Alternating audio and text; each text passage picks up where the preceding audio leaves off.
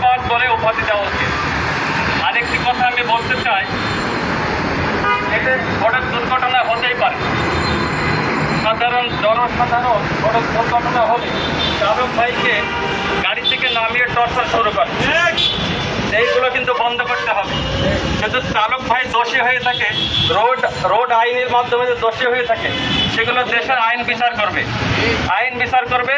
জনসাধারণ পাবলিক কোনো চালক ভাইয়ের গায়ে হাত দিতে পারবে না, এটা আমাদের কিন্তু দাবির ভিতরে রয়েছে। কোনো চালক ভাইয়ের গায়ে যদি কোনো পাবলিক জনে হাত দিয়ে থাকে, আমরা সাথে সাথে প্রতিবাদ জানাবো। এর জন্য দেশে আইন আছে, আইন বিচার করবে আমাদের। কিন্তু পথচারী জনসাধারণ কোনো চালক ভাইয়ের গায়ে হাত দেওয়ার কোনো স্পর্ধা দেখাবেন না। যদি দেখান তাহলে পহেলা মে ছিল, আপনারা ভালো করে পহেলা মে সম্পর্কে জানবেন, তারপরে চালক ভাইয়ের গায়ে হাত দেবেন।